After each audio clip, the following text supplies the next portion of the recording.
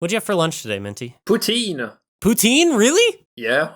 How was it? It was all right. I went to a local pizzeria, and it's the kind where it's not the best, but it's very close to home, and the people there are nice, so it's a nice place to go. Yeah. Is that a common thing to do for animators, just to eat a Russian president?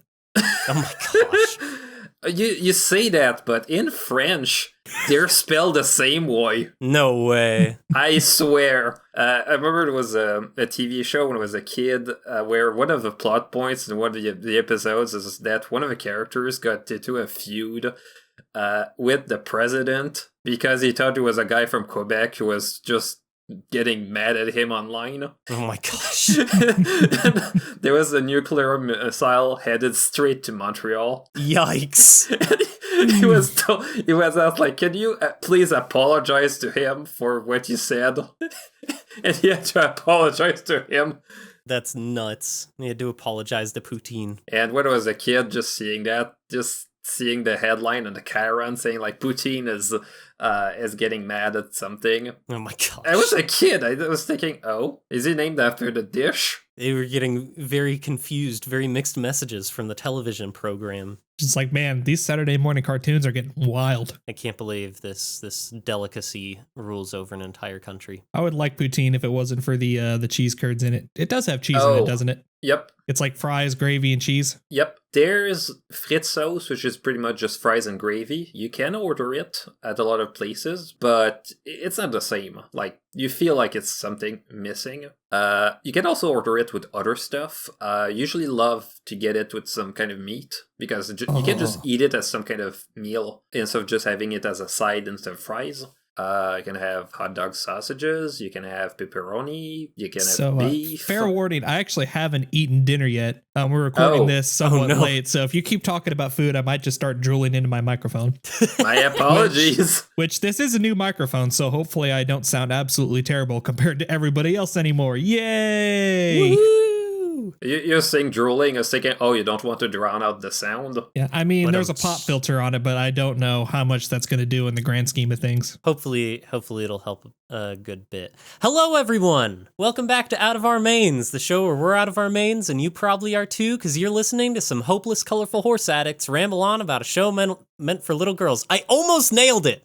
I was at the end of it, and I'm like, oh man, I nailed it perfectly. It's been so long since I've done this, and I did it perfectly. And then I screwed it all up at the end. Pack it all up. We're going home.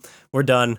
No more Out of Our Mains for everybody. Good night. Well, I always have that fear. Like, you prepare all of that ahead of time, and you're really ready, and you feel like everything's going to go well until the very end. And I keep thinking of all the times I went to a pony convention by flying, and I feared missing the flight just because of something that went wrong. There was that one time where Delta was the one that decided to mess up. They had like one person at the gate to process all the people, and I managed to get there a bit too late. And thankfully they rebooked, but I had to get there a bit late. I always worry about like missing flights and that sort of thing. I always have a super hard time sleeping before a convention. But I'm just skip sleeping. Oh, yeah, true. Awesome. Who needs sleep at conventions? Remember how dead I was day zero at HarmonyCon? Yeah, oh my gosh. Worst part, I was also visiting some coworkers from the Dallas branch of our studio. Uh-huh. And I was thinking, oh no, I don't want to look like I'm dead inside and outside. Yep. Well, now I'm going to do the introductions. So, hello everyone. I already did the Out of Our Mains spiel. I'm Maynard, and I've got my co-host Ambizar with us today. Hello, Ambi. Hello. Welcome back. Yes, it's been a minute. It's been a minute, but I am very glad to come back. I do really miss Robert, our token red horse. It's so sad he died. Yeah, at least he wasn't at HarmonyCon, so we assume he died because, everyone who was alive was definitely there. He was probably dead. Anyways, we're also Robert's not actually dead. For legal reasons, this is a joke. For legal reasons, that's sorry. Yeah. But we're also joined by Minty Root. How you doing, Minty? I'm doing pretty good. So How about you? I assume most people who listen to the podcast know who you are. Most people in the fandom know who you are because you are a pretty big name. But for those who might not, why don't you talk a little bit about who you are, what you do in the fandom, that sort of thing? So I'm Minty Root. I used to be known as Player.exe back in the days. You might have remember me back in the days for my first fan animation, Project Thundercloud. I've been doing a lot of cinematic My Little Pony fan animations, and I'm also doing a couple of other things like Bronius Reacts and a couple of panels at conventions. I am from Montreal. I started just as a fan animator, but I've been since working in the animation industry. I studied visual effects and animation, and I've been using the knowledge I've got since to put back into my own animated projects. And the angle I really go with, there's some fan animators, they really like going for comedy, but I'm going with some more dramatic animations with more of a cinematic tone. I've been working with a lot of people in the fandom, lots of voice actors. I've been collaborating a lot with Blue Brony. Yeah. I've worked also in a couple of projects based on the music of Melodic Pony, such as Luna's Determination and the beginning of Harmony. And that's mostly it. Yeah, you've done a lot. Oh, and I was the guy at BronyCon 2019 that was Naruto running on the main stage. Oh, fantastic. Phenomenal. That's my legacy. That's what you're most known for, right? That's the big one. That's the most notable thing. No, so yeah, you've been working on fan projects in the fandom for a long time, and animations that you've done have really gotten huge, like Thundercloud. Aren't there a couple others that were pretty early on that got pretty big? Mostly Project Thundercloud. Dinky's Destiny did have a bit of a reach. I think one of my biggest ones back then was Good Morning Baltimore, which was not my project, but it was a project I was very, very heavily involved with. Really? Yeah. I didn't know that. The funny thing, it was just a guy who just joined in. I ended up doing almost half of the shots because I just had lots of free time to work on. It was during summer while I didn't have to worry about school, so I just worked day after day just getting it done. Yeah. And we managed to get it done, I think, 2 weeks before BronyCon. That's nuts. That's cutting it a bit close. Yeah, for something that big. I guess I'll ask, where did the name Minty Root come from? Oh, so back in the days, one of the things I realized when I was going to go to BronyCon was I'm gonna need an OC, right? Mm-hmm. And at the time, it was 2013, trying to get an OC to look good was quite a nightmare because we didn't really figure out a lot of the rules that make the good OC. Mm-hmm. All we really knew at the time is that Black and Red Alicorn OC was cringe. Yep, of course. Black and Red OC. So a lot of people either played safe by just taking a character that already existed and just changed the colors, or they actually knew what they were doing, but those were very rare. Yeah. And the whole idea that I was taking is, okay, there's not a lot of OCs with a green mane. And at the time I was thinking, what if I go with green? Because at the time, it was right after my sprite animation history. Because back before ponies, I was doing sprite animation and lots of things with Yoshis. And Yoshis, they're green. Well, the main one is green and white and blue. So I was just thinking, well, what if I just steal the color palette from a Yoshi and just put it on vinyl scratch? I never thought about that. You do have the same color scheme as Yoshi. Holy crap. Yeah, he kind of does. I mean, except for the red. And there's a couple of things that I didn't quite get at first. It took me a bit of try because Flash, when I was starting with it, couldn't really export properly a color profile. So I was trying to get the colors to look right. And the first versions that I had, just the green was just not quite there. Yeah. The main was basically just the one for Vinyl Scratch until I realized, it's Vinyl Scratch has a very, very iconic main. I can just copy it. So I basically just went back and I took something just more based on Derpy Hooves. The idea of going with a unicorn was pretty straightforward. I was taking I like magic, I like Twilight Sparkle, and I was thinking a Pegasus wouldn't fit. So I just went with it. Yeah. And the thing is that back then the whole idea was that my OC was supposed to be a stallion. Yeah. But you probably remember the first version of Pony Creator. Oh my gosh, yeah. The General Zoids. The stallions that they made looked inbred.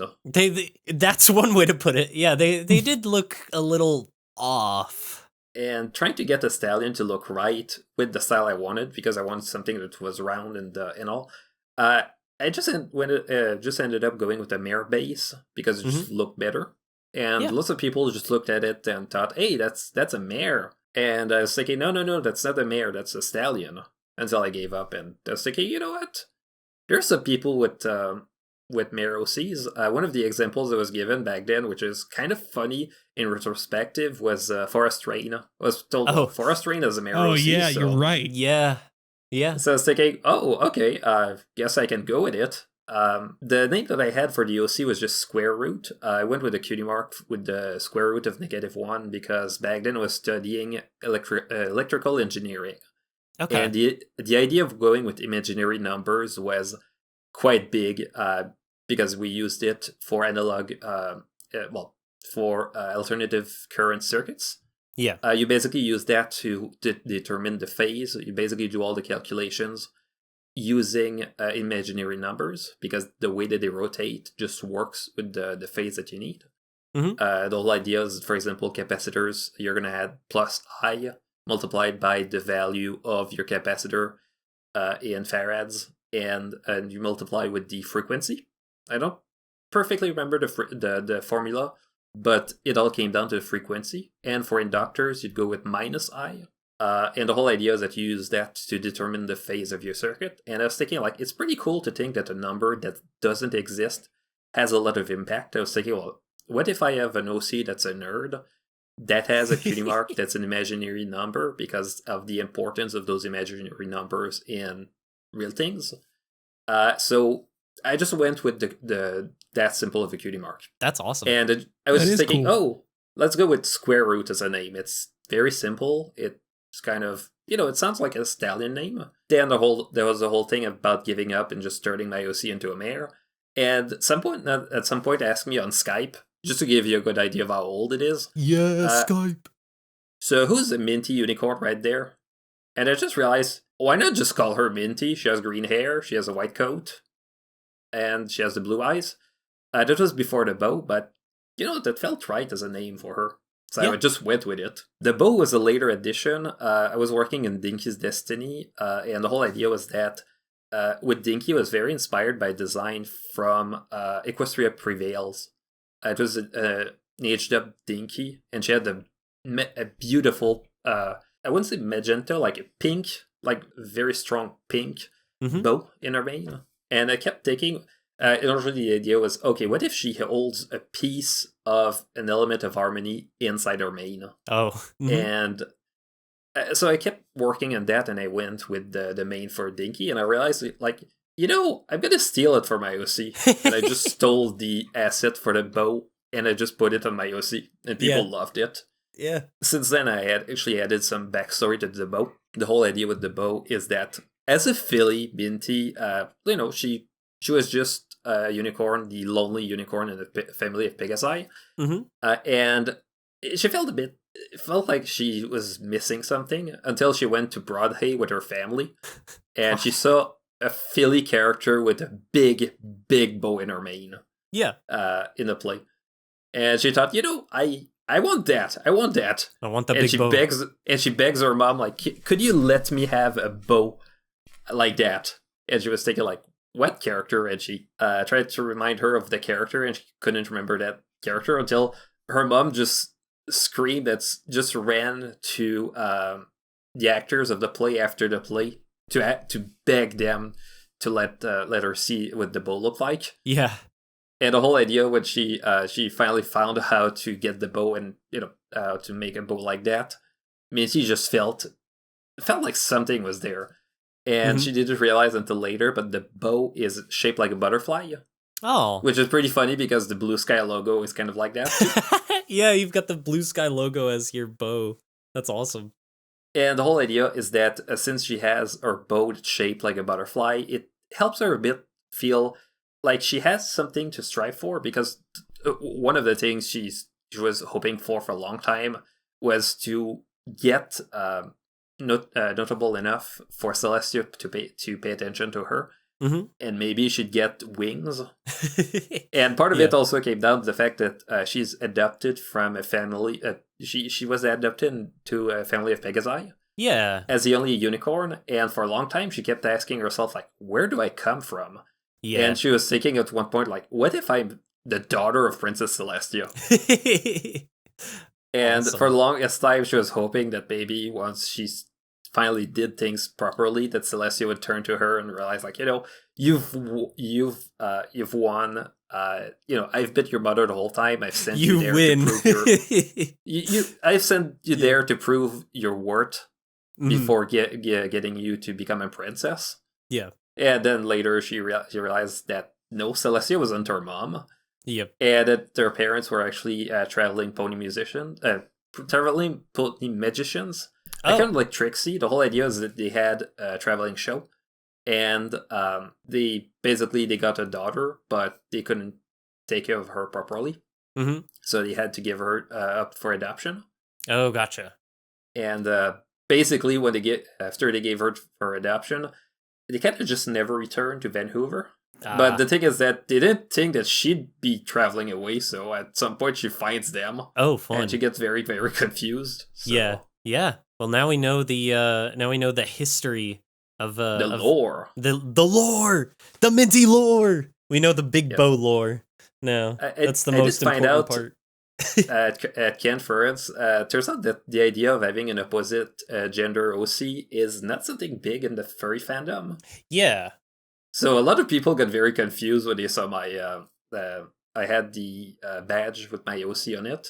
Yeah. And they kept asking for my pronouns just to be sure. Yeah, yeah. I feel like it's really common in the pony fandom to have a female OC as a guide, just because there are a lot more female characters in MLP than male, and so generally especially early on, like you mentioned, the female models they just looked better.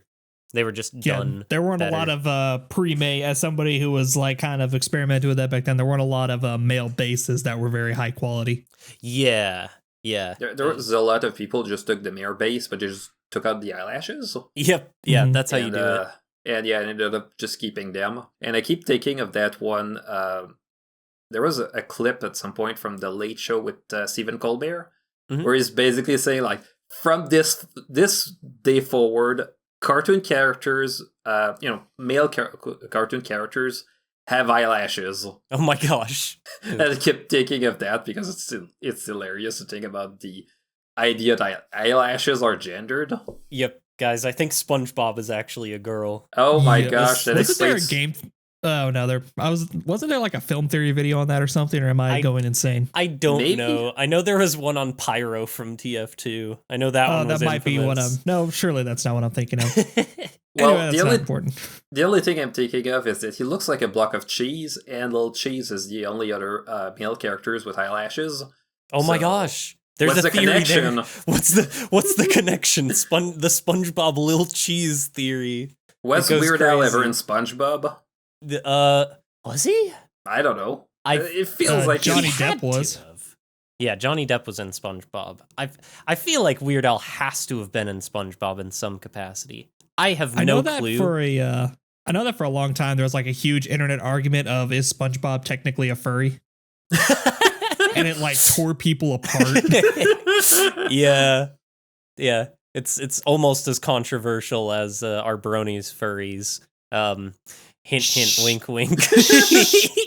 Spoiler alert. Shh, don't talk about it. Well, speaking of things relevant to the people here, we should probably move on, because I have promised Cole that we keep this episode under 2 hours, because he's going to be editing this one. We'll talk a little bit more about podcast housekeeping at the end of this episode, but I did want to get into a little bit more stuff. So all of us were just at this past, not last weekend, but the weekend before, for us at least, recording this. We were at HarmonyCon 2025 in Texas. It was so much fun. Oh my gosh. Yeah, it was a blast. Are there any like standout things that you guys want to mention? I know, Minty, there's one really, really big one, and we'll get to that for certain.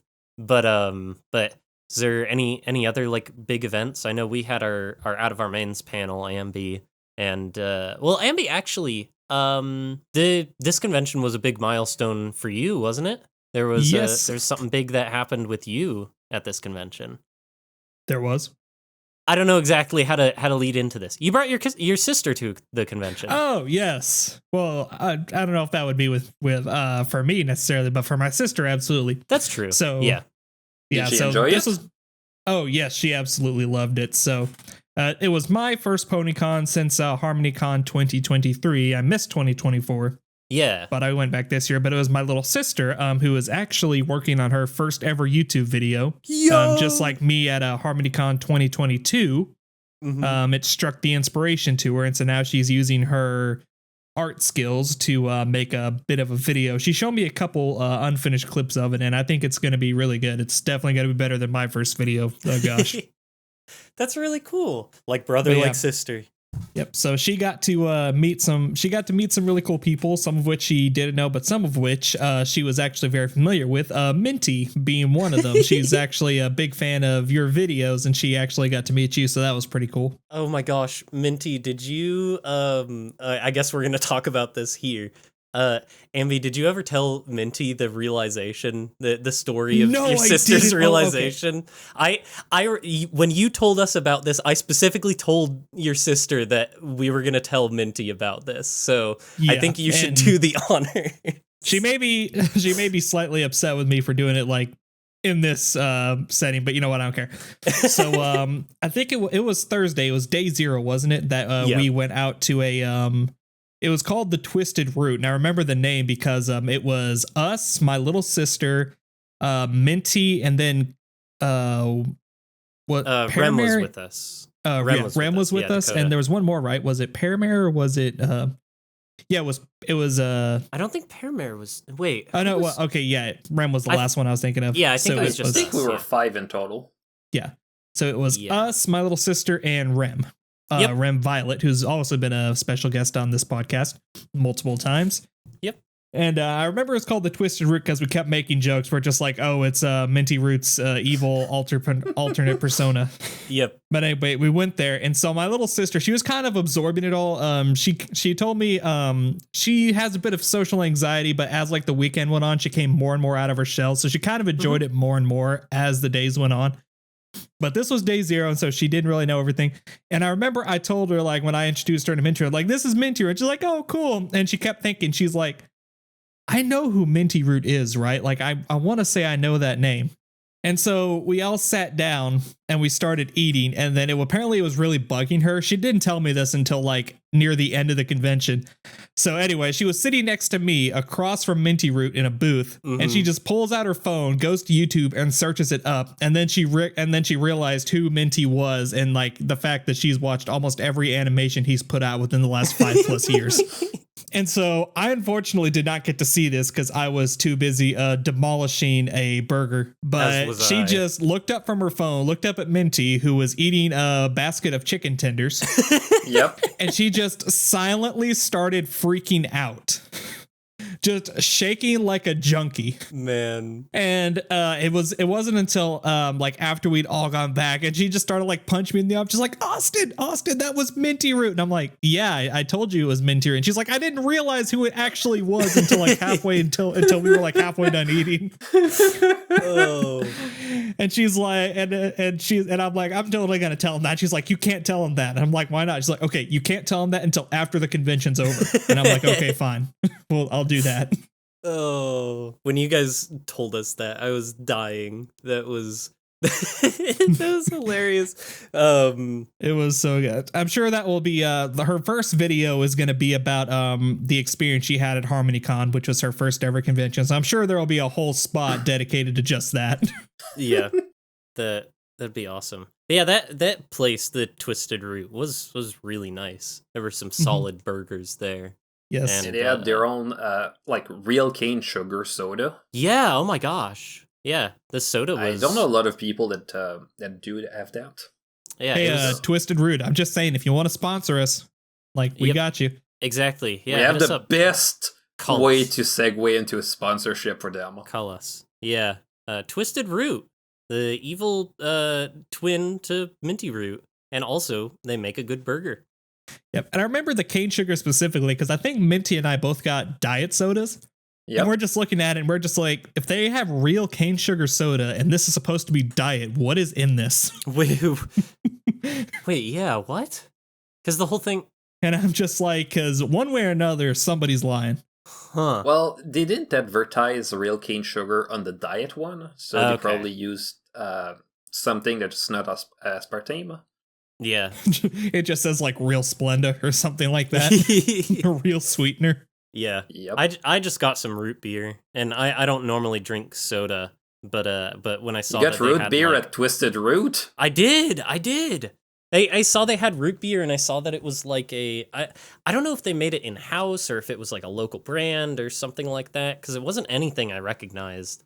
But yeah, they advertised like the real cane sugar. I was like, I'll go for it. But yeah, it was very good. It was a cool experience. But yeah, then the convention I had very itself, mixed food experiences at Dallas. Yeah. What was your what was your negative food experience in Dallas? So I can't remember if it was Friday or Saturday.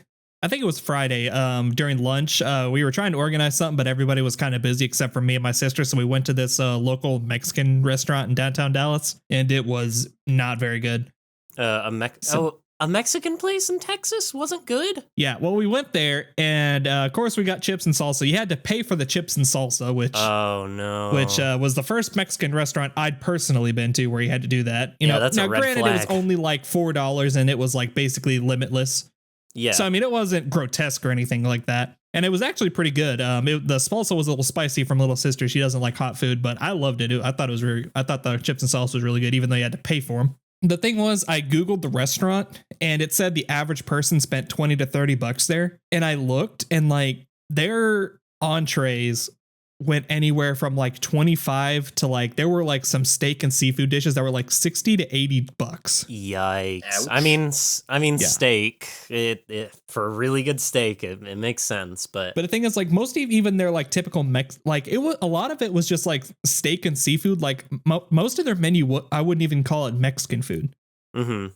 So we ended up just getting standard tacos, and these were like $30 tacos. Yikes. Ouch. And I just ordered them standard. My little sister put a specialty order. They had a bunch of different ingredients with them, and there was like one or two she didn't want. And so she got them, and they weren't, and they were wrong. Yeah. She didn't want to tell the waiter, so she ended up eating them anyway, which I probably would have had him send them back if I'd have known. But yeah, for $30 tacos, they were not that great. And the service wasn't very great either. So Twisted Root was awesome, and Cheesecake Factory went to was pretty good, but that Mexican place I was not impressed with it. I can't even remember what it's called. So yeah. Well, probably because we couldn't make a joke about it. Yeah, there you go. Yeah, that's the one thing I like Dallas. There is like a lot of good food. The one downside to the convention, though, to HarmonyCon, is the location. It's kind of hard to get anywhere. It's just surrounded by highways, like on all sides. Yeah. But plus the hotel food is also. I was very, very disappointed by the hotel food that they had. Oh, you got some? Well, I did go once because it was really close and it didn't have a lot of time, but yeah, there was like not a lot of items in the menu. No chicken tenders, no mac and cheese, no quick food you get between panels because quick. What does a Canadian to do? Yeah, that's the disappointment, because I remember some hotel restaurants would just have the best kind of food that would be appropriate for it. I remember there was for Fernal Equinox, the hotel restaurant would actually have poutine with meat, like incredible fries. Every single thing was done right. Oh wow! And they also had a custom menu just for the convention. Yeah. And I did find it funny because the theme that they had last year was Under the Sea, but they didn't have any kind of seafood. Oh. What? So they had to find How do you get that wrong? They had to find ways to name what they already had to be about the sea. So they had like the Kraken's wings, and it was just chicken wings. And I did find it pretty funny. Just the idea that they had at to least work they around. tried in a sense, you know. Yeah, they they had to name a bunch of non-seafood dishes sea-related things. That's awesome. I know Everfree Northwest, the hotel that they were at, their restaurant was really good. I know we went there a couple times, Minty. And that's a Hyatt Regency too, isn't it? Wait, what is the hotel that Everfree Yep, is Hyatt at? Regency. Okay. Gotcha. Yeah, so both conventions are in Hyatt Regencies. Yeah. Yep. Plus BabsCon also at one. Oh yeah. But actually, Hyatt is a real fandom. Why can't I think of words? Ciderfest too. Actually, Ciderfest. It's a real fandom ally, you know. Winnie City PonyCon. I'm trying to find the exception to the rule. There's not a lot. There's Vancouver. Wait, Winnie City is at a Hyatt too? And then I think so. Cider. Wait. Oh my gosh. I thought one of them wasn't because. Ciderfest used to be at the Hilton. That's true. Ciderfest was at the Hilton. I'm trying not to be like insufferable and go like, actually, BronyCon was in a convention center, not a hotel, so it's an exception. But the hotel was a Marriott. The Marriott. Ha! That's definitely the first time that joke has ever been made. Oh, I definitely have a good, funny story about the Marriott for later. Okay. That has to do with BronyCon. Yeah, we'll have to. I think I stayed in a Marriott the one year I went to BronyCon. It was very nice. Yeah, other things with the convention. I do want to mention opening ceremonies with the I mean, Cole is editing this video, so he'd probably do something on screen if I didn't mention it.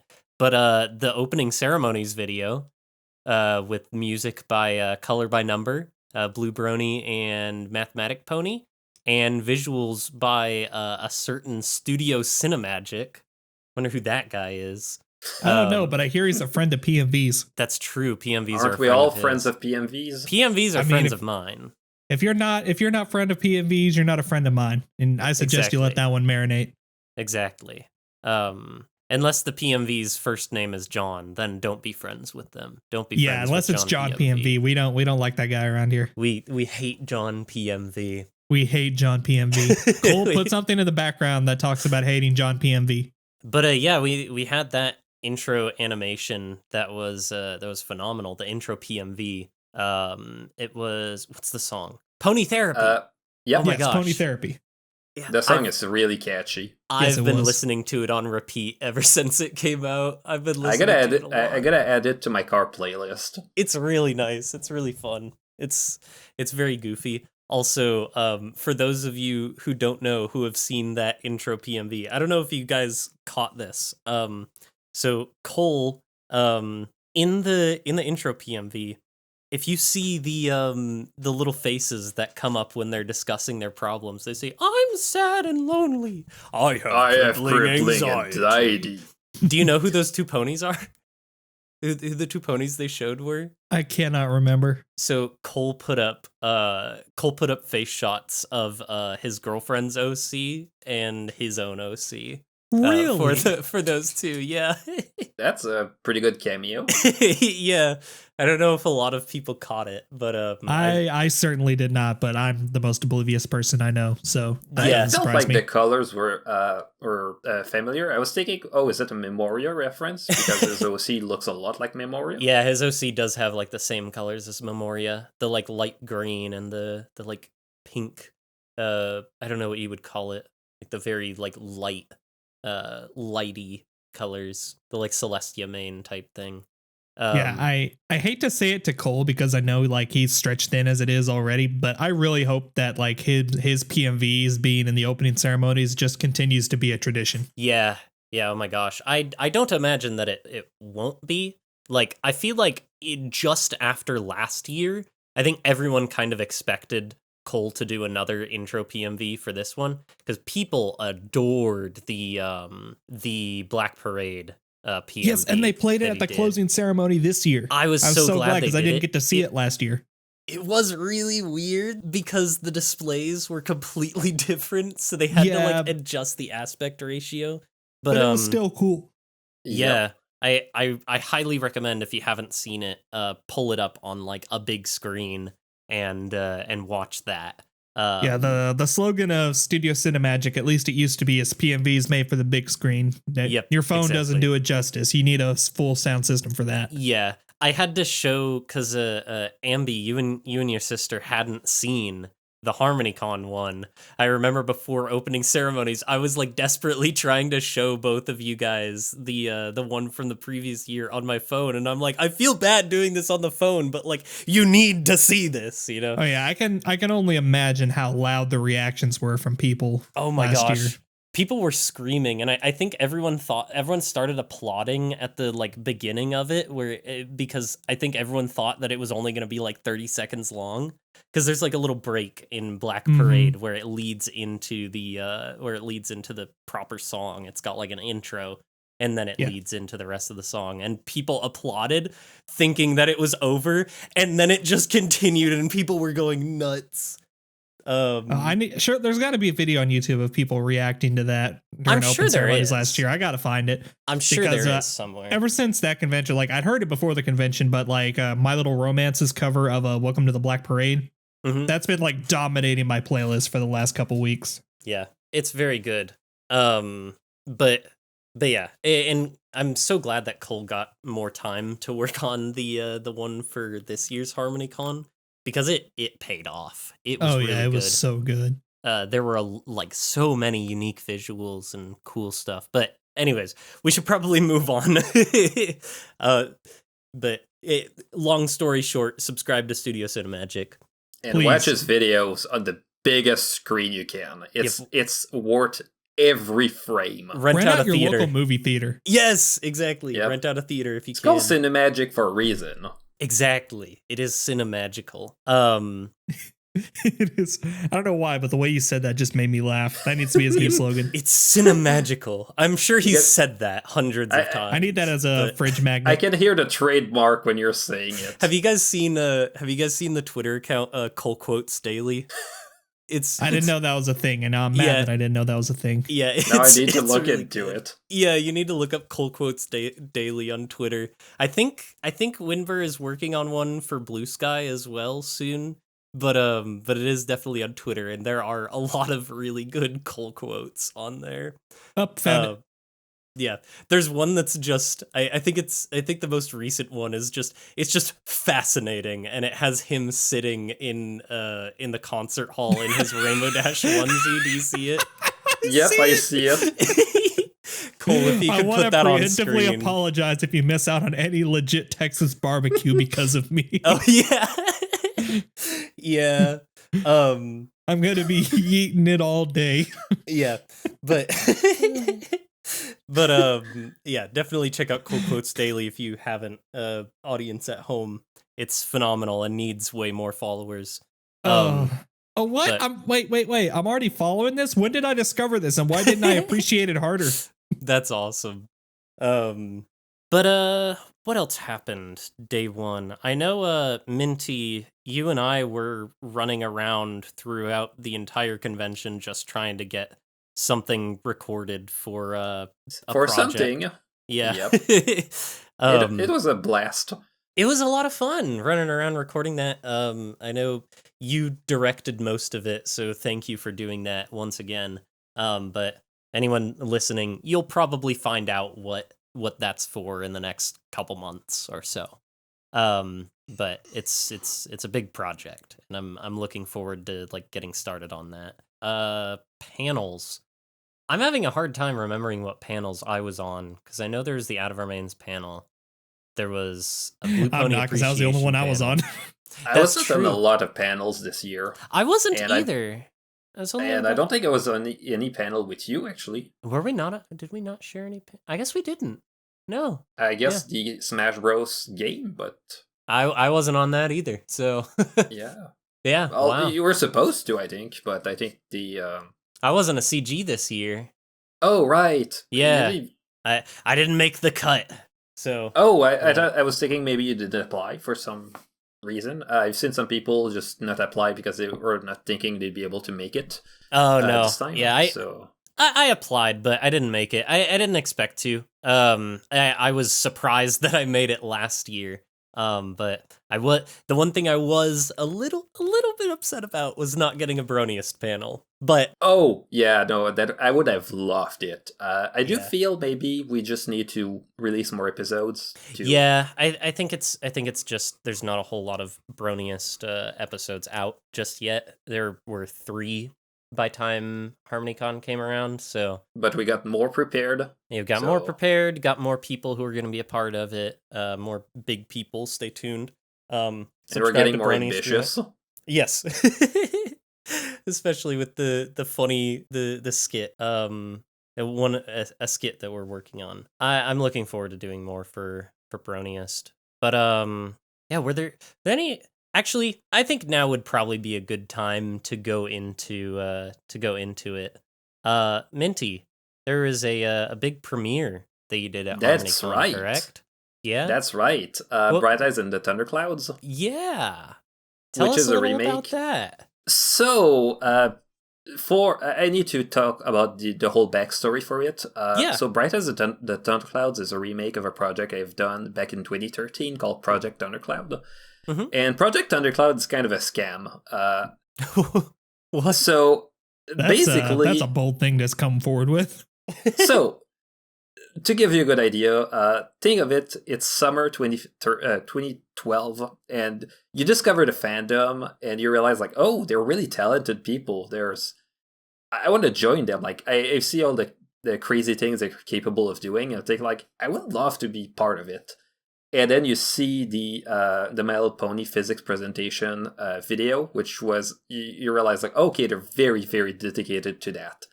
And then you see that being applied at panels at conventions, and you think, hey, I could do that. I could do a panel at conventions where I could talk about stuff I know about.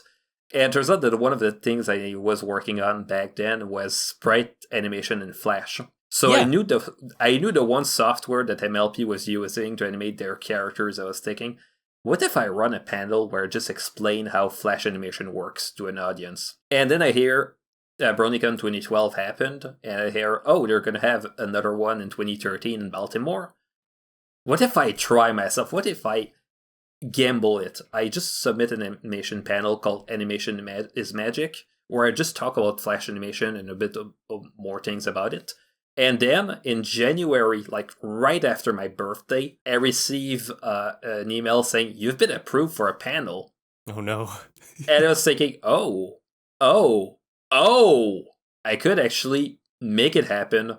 The only thing is that I've never animated ponies before. Oh no. So, and they gave me the approval for the panel very early on. So I was thinking, well, Bronica is in August. I have 6 months to learn how to make animation in Flash for ponies. Let's do this. Oh my gosh. And during those 6 months, I learned a lot of the things that make pony animation works. And the whole thing was really helped because around the time there's Double Rainbow that was in the works, so they shared a lot of their assets. So I got to learn how they were working on that. So I started just working on that, and the whole thing is that Animation is Magic was just the whole thing was I was going to do a thing called Project AIM. And I was thinking, like, I need to come up with something interesting, and that was around the Derpy Gate. And I was thinking, what if I just reanimate the scene from the Derpy Gate, but more closely following the script that, the proposal that Amy Keating-Rogers had for the episode? Because back then she was saying, like, the whole script that she had was a lot more different from what we had. So what if I get something that's a bit more accurate? Because the whole idea was that there was more. It was not just Derpy just messing things up. There was lots of miscommunication going on. Like, she was clumsy but also unlucky. And I was thinking, like, what if I just animate that? And then I realized, like, what if instead, because around the time there was the Save Derpy thing that came up, and I was thinking, what if I animate a whole animation just about some of the aspects of Derpy's backstory? And that's where I came up with the idea of Derpy just sinking underwater, and the bubbles that come out of her mouth just form the shape of her cutie mark. And then I realized, like, oh, she got 7 bubbles. 7 is a lucky number, right? And all the elements just came down to that. And I started first forming the idea that what if she's telling that to Celestia, just to try to make her realize, like, I'm not gonna give up. Like, I found out that you're the best way I can describe it is you are causing trouble. I need to face you, and I try to reason you with. And back then it felt like I was Shakespeare with all of that. And let's face it, it was nothing very impressive, but my mom was very proud of it. Yeah. So I made Project Undercloud. Took maybe 4 months to make the whole thing. The animation was not the most complex. A lot of the scenes didn't have any voice acting. The whole thing was narration, so I could just have the narration just on top of the animation, just do whatever, just to make it work. That's great. I would have thought that something like that would have taken a lot longer than 4 months. Yeah. Well, it was 8 minutes long. Lots of it was not even animation; it was just effects added on top. Mm-hmm. Okay, I can kind of see that. Yeah, and so it's also the fact that I had lots of spare time with it. And once the project released, I was feeling bad because the panel I did was a disaster. Turns out that the cable that they had for the computer was too short. So I had to run back and forth between the computer and the computer and the table to talk about the animation. Yeah. So the whole panel was a disaster. Oh the only redeeming grace was that at the end I realized, like, oh, I got 10 minutes. Let's show the project. I showed it. And then I later found out that my parents were actually in the back. And I guess I got tunnel vision because I didn't realize it. But people watched it, and I think they enjoyed it back then. And I also had the simultaneous release on YouTube because I was thinking, like, let's release it on YouTube too for the people who missed the panel. Mm-hmm. And I didn't really think much about it. I was thinking, I've done what I wanted to do, and that's it. I still had the good enjoyment of the rest of the con because the panel is on Friday, so I finally stopped panicking on the panel afterwards. I did panic a bit about the idea that people filmed that they would just put it on a cringe compilation because that was.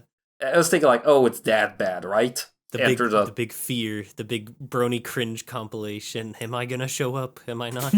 And turns out that thankfully they lost all the footage of the panel. Thankfully, I would be honored to show up in any of my videos that I've done. I'd be honored to show up in a brony cringe compilation. I would cite that on Twitter. I'm also at that point in where I'm like, man, that's like one of my. I have like a fandom bucket list. I'm like, that's one of my bucket list things is show up in a brony cringe compilation. Like, how many people can say they've done that, Oh yeah, like yeah. I would share, I would link that on Twitter. I would make a YouTube community post. I would be all over it. Yeah. But I imagine especially back then things were very different, and it probably seemed like a much bigger deal than it would nowadays, I'm sure. Yeah, I feel like with the internet in general, we're in like post irony now. Yeah. But the one thing that I did remember was that on Saturday, I had a good con. I did meet back with some people who saw the panel, and they were commenting on the fact I was struggling to talk. Most of it just comes down to the fact that English is my second language, and back then, the idea of giving a whole panel in English without stuttering and without messing things up was just rough. Yeah. But, they were telling me, like, keep going. We believe in you. And that was very inspirational. That's awesome. And one of the things that happened right after was that Saturday was the second day of the BronyCon, the Brony Palooza event. Mm-hmm. So I went to see the concert. I was thinking, like, this, that's probably going to be fun. It was incredible. Like, people were jumping so much that... was that the Don't Jump year? That was a Don't Jump year. Don't jump. Okay, so for the people in the audience, they made the mistake of booking the concert on the 4th floor of the building. And they didn't think that so many people would be there jumping, so at some point they had to beg people to stop jumping because the foundations were thinking, oh, okay, maybe if we die, at least I'm going to be dying partying. And also, if I die, I'm not going to see all the cringe. It gives a whole different meaning to I'll die with the herd. I'll die with the herd.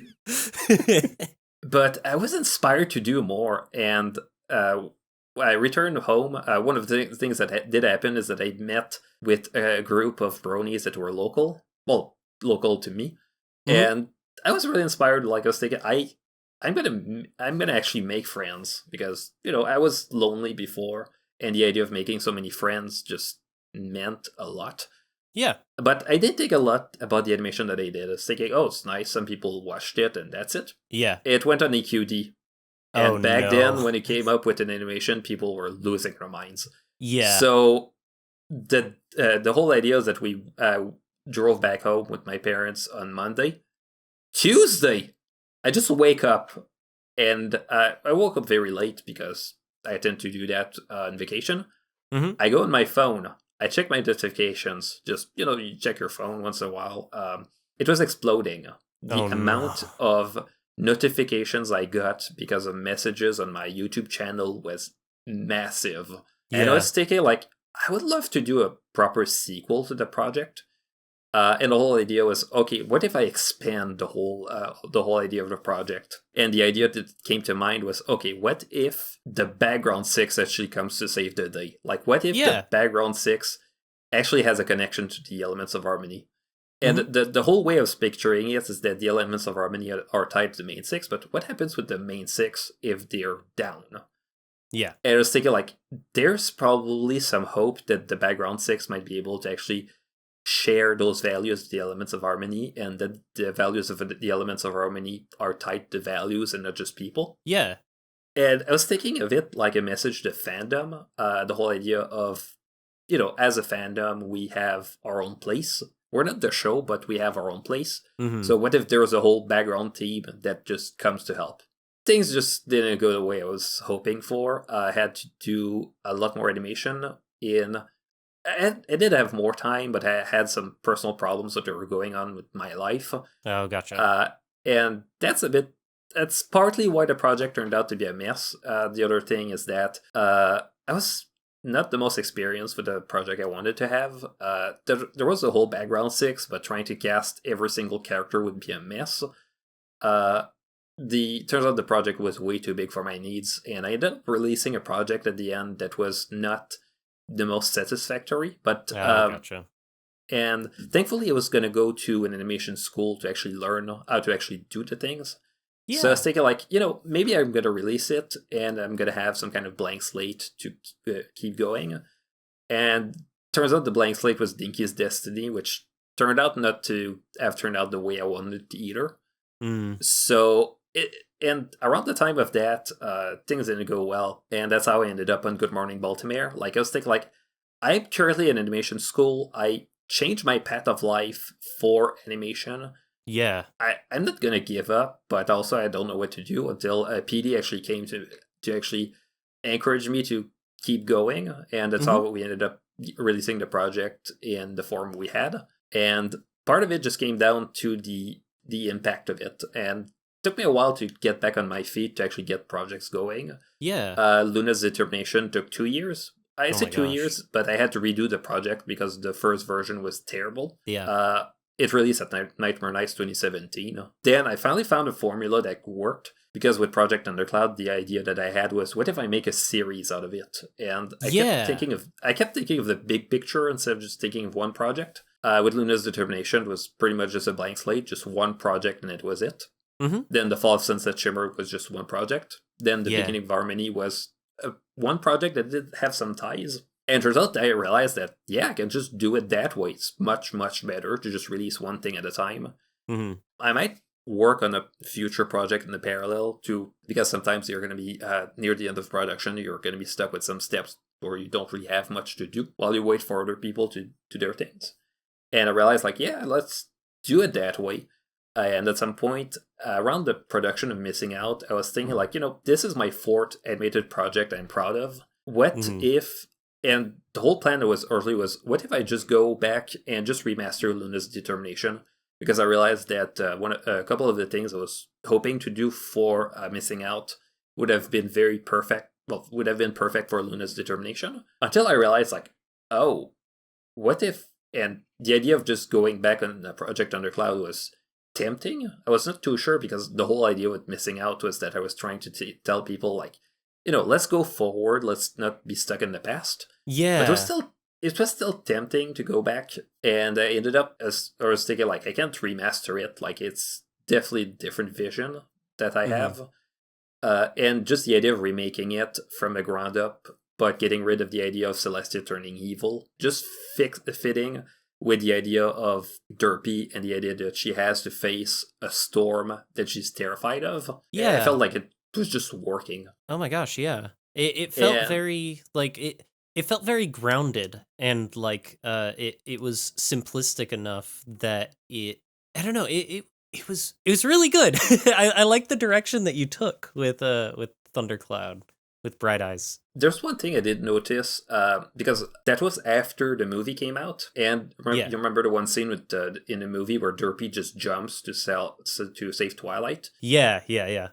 That was kind of one of the ideas I had for Project Thundercloud back then. Oh my gosh! But they're realizing like this, they actually had something going on. What if I actually go with something that actually helps to drive more into the backstory of it, like why she's driven to help Twilight?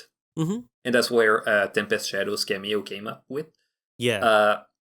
And I was kind of worried because I didn't want it to turn into prequel-itis. The idea that you make a movie that's basically just there to explain things about another movie. Yeah. And so that's why I wanted to actually put less emphasis on that. And also putting less emphasis on just trying to explain things from a logical standpoint. Because sometimes you're going to have a prequel where you have to have the one scene where you explain why a character got his outfit or something like that. Yeah. No, And then I just realized, like, I could just go and just explain it from the emotional standpoint, like what emotions it drives on Derpy. Yes. And there's a couple of things I did have to change to make it work. The original ending that I had was completely different. And really? I was working in the animation with the original ending for a long time. The original ending just comes down to, you have Derpy who still stands there just staring at the clouds from the same spot she was at when she was a filly. Mm-hmm. You have the rainbow, and then she returns home. But the whole idea is she returns home, she sees her family, then they say like, oh, you saved the day, and she asks like, who told you that? She turns and Celestia's there. Oh, yeah. And then I realized, first thing that came up with my mind is, okay, why is Celestia there? It makes her feel like she is actually just hoping for Derpy to save the day, and she's not really contributing. Yeah. Because one of the things with the fandom is that lots of people kept saying back then that Celestia was kind of useless because she kept just letting the main six trying to save the day, and that was it. Mm-hmm. And then I realized, like, that doesn't feel right. Like, you have Celestia thanking her, and that's it. Yeah. Like, and then I realized, like, what if I just go back with something smaller, and the idea of just coming back home, she sees Dinky, and Dinky just think, oh, and she finds out that she helped Twilight. And then they make up, and they basically just make up the information and realize, oh, you helped Twilight to do that kind of thing. Yeah, it was really nice. It was a really nice way to end it, just with Derpy originally just, I'm so exhausted, I need to pass out. And then they start, wait, you helped Twilight? Okay, I could talk about it a little bit. That was awesome. I love that. And the funny thing is that you've probably noticed the characters that are there. There's Amethyst Time Turner, well, Dr. Hooves, and Dinky. Yeah. Did you notice who plays them?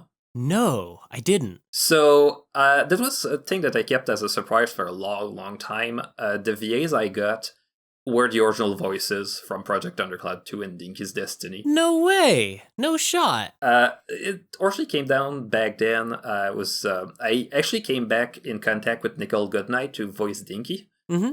And for the longest time, I kept feeling bad that I left them behind. Cougar McDowell, who's doing Dr. Hooves, at some point came to me and talked. And there was also Ariana Nicole. And then I realized, like, oh, no, actually, turns out they turned out well. Actually, Ariana is she plays in plays. Oh, nice. Nicole has been she's been the voice of the princess in Slay the Princess. Wait, in Slay the Princess? I think Slay the Princess. That sounds very familiar. It's an indie game. Yeah, that's an indie game. Oh my gosh, isn't it? yeah, I've heard of that. Oh my gosh, that's really cool. She also did. She also does a voice for SGDQ. Oh wow, really? Summer Games And done. Cougar McDowell is also a YouTuber. Huh. And then I realized, oh, no, it turns out they turned out fine. Like, I felt for a long ass time that has disappointed them, but when I went to ask them, like, do you want to come back, do a voice for a project? Turns out that they were delighted to work on it. That's so cool. And it took me a while to actually get the scene working. I kept delaying the recording of their lines just because I was thinking, like, I need it to be perfect. Yeah.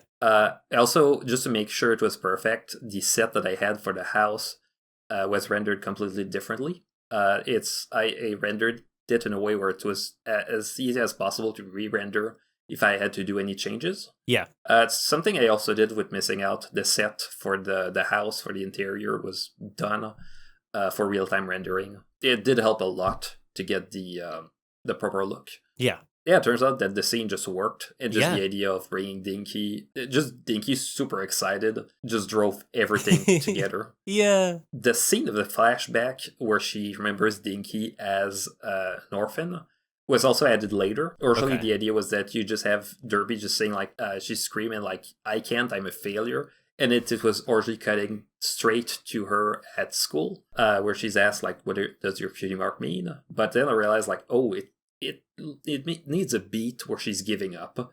In Georgia's script, there was a beat where she was giving up. She just hid under a cliff. And I was just thinking, like, I don't have the strength to keep going forward. Yeah. And I was really worried about it because it interrupted the flow of the scene. And when I realized that I needed it, trying to fit it back was a bit tougher.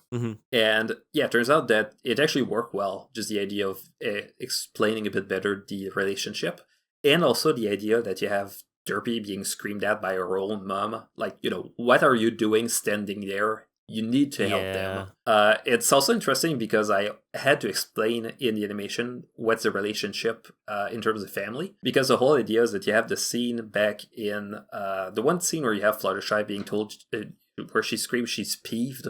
And you see Dinky, and there's a mother that's plugging her ears. Yeah. The mother was not Derpy. And I was thinking, like, what's the relationship? Until I realized, like, oh, maybe she's her grandma. And then I realized, like, she looks a lot like Derpy. So what if she's actually Derpy's mom? And because one of the ideas in the original project Undercloud was Derpy was the daughter of Wonderbolts. And the whole idea is that her dad was a Wonderbolts before he died. And she ended up just being raised by a nerd pony who really believed in her, but she couldn't really do much. Yeah. And the idea of actually showing the scene where she's rejected by the Wonderbolts came to be. Because the original scene that I had was just Derpy in front of one of those screens with the letters, and Spitfire is just saying, like, sorry. And that was it. Until I realized that Wind Rider was just a perfect character for it. Yeah. Wind Rider filled that role. Oh my gosh. I remember the direction I gave to Tasteless when playing a Wind Rider. I told him, like, just read the line like you're telling a filly to go play in the traffic. Yikes. Oh, that's a wild way to describe that. And he understood the assignment perfectly. Oh my gosh. That's crazy. That's nuts. It came across really, really well. And also, there's also the score from Blue Brony, which oh my gosh, he's done an incredible job. He kills it every time. Yep. He did. He also did Missing Out, didn't he? Yep.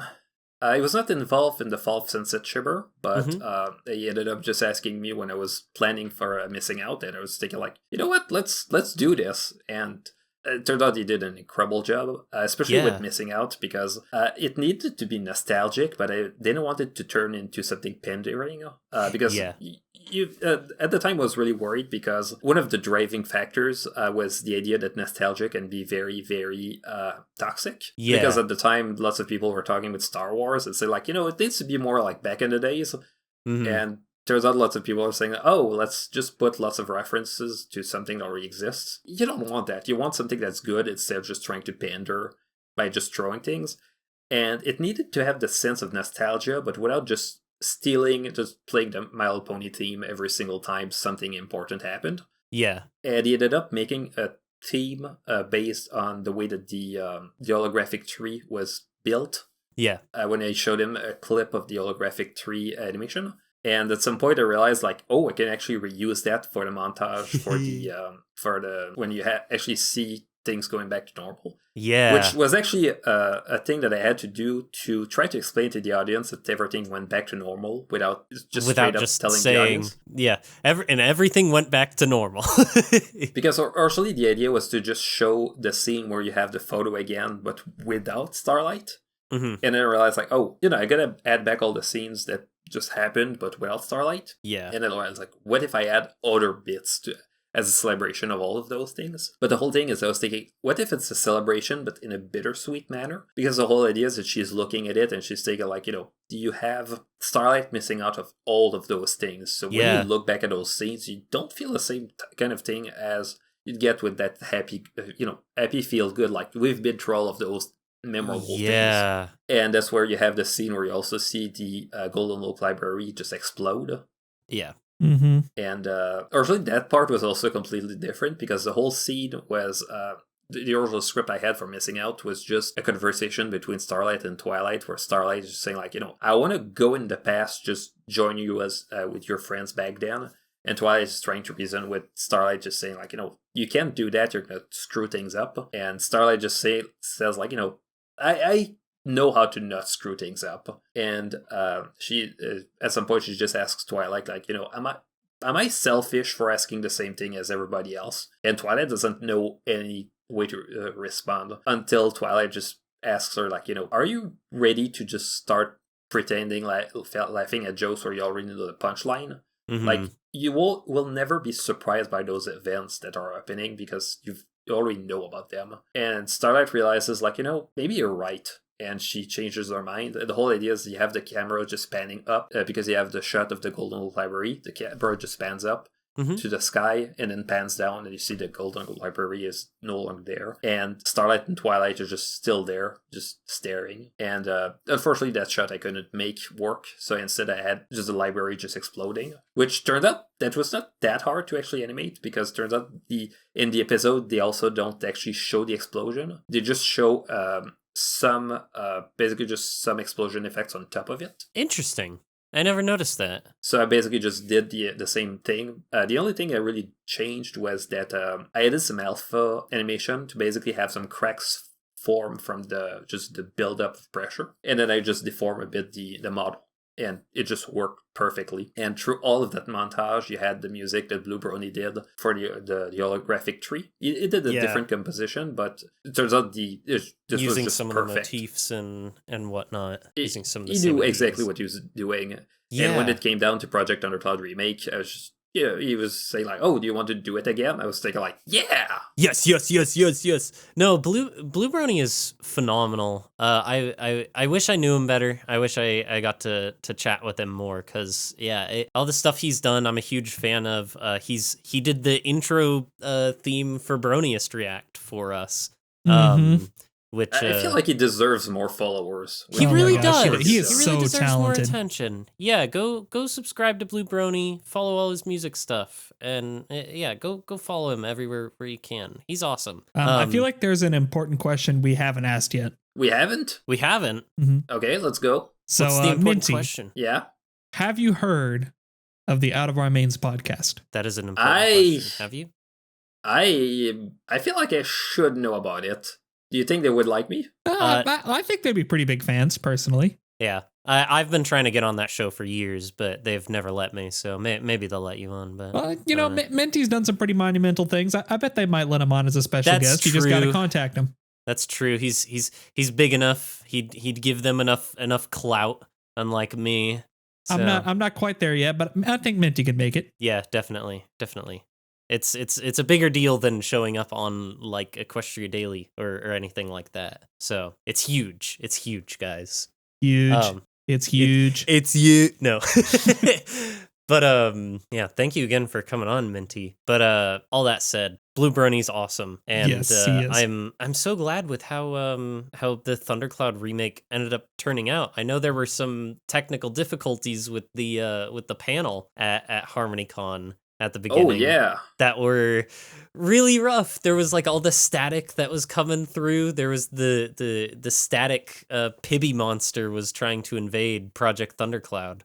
at the The, at the the beginning. worst part is that before the convention, I had to wake up to be there at 10:30 a.m., Oh gosh, which meant that was quite a challenge. We actually did a first run to make sure everything went well. Yeah. Everything went perfectly. Really? So you guys Yeah. did do a first run. We And did it- a first run. Oh gosh, I wonder what happened because it was. Did you guys do a first run after opening ceremonies or before? Before. Before, okay. I wonder I- if with opening ceremonies, when they adjusted all the audio for like the intro PMV and everything, I wonder if something messed up there. I was thinking about that, but I think what happened is that the problem they had to deal with was a computer issue. Like they were Okay. running out of RAM because they were Oh. running the whole thing for 2 hours. Oh, Yeah, oof. Thankfully, everything else went well when we actually started it the third time. So Yeah, or yeah. fourth time actually. Third or fourth time's the charm. I mean, I always say if you're at a con panel and there's not technical difficulties, was it really a con panel? Was it really a convention panel? That's part of the experience. That's part of the convention experience is technical difficulties. Gotta have technical difficulties. I know Journey Part 1, when Cole was unveiling Journey Part 1, there were some technical difficulties that ended up happening beforehand. And there was so much stress in that room at the time. I think Winber was on stage and like carried the heck out of that while they figured things out. But also, I think I want to mention this. Shoutouts to Winber too. Yep. Did you guys see? I know Ambi, Minty. Did you go to the concerts at all? I couldn't because my timing was bad, but I Gotcha. heard that it was MC for it. Yeah, Cole and Winber emceed it, and Winber actually like kind of led the MCing there, which was really cool to see. Winber had his like nice tux on, and Cole had his super Rainbow nice, Dash super onesie. fancy Rainbow Dash onesie. I love the clash. It was so good. Yeah, I just looked at that picture of him on Cole Quotes where he's wearing that sitting in the chair in the main hall. It's just fantastic. Yeah. You said that, but it actually brought a memory back from BronyCon 2013. Turns out when my mom told my dad that I was going to go to a conference, Oh yeah. the thing that my dad understood is, okay, he's going to need a suit because he's presenting. Yeah. And I tried to explain to him, no, that's good, I'm fine. And he kept saying like, no, let's get you a suit. And my mom had to explain to him, no, Dad, it's not that kind of conference. Yeah. Just I'm show thinking up. like, there's suited people, but different suits. Oh man, I would love to just show up to a convention in a suit at one point. That would be awesome. That would be very fun. Back to Colin Winber did that for I think the last BronyCon, or maybe it was the one before the last one. Or they just showed up to the convention in suits. Just because. I did want to mention something from the concert, kind of honestly a highlight for me. I don't know. You probably didn't hear about this, Minty, but I might have told you, Ambi. But something big happened at the concert for me specifically. Oh, I remember you telling me about this. Yeah, so a couple things. For one, I was rooming with Winber and Rem Violet, and Winber comes into the room on our first day and is like, "Okay, guys, I haven't told Cole about this, but we have I have something for you guys." And he pulls out of his bag the white shirt with Cole Donnerstag on it. It just says Cole Donnerstag, and it has a picture of him from 2017 being hugged by all of the main six and Starlight. Oh yeah, I remember those shirts. And because Winber had one previously, and Winber had also made one for Cole at one point.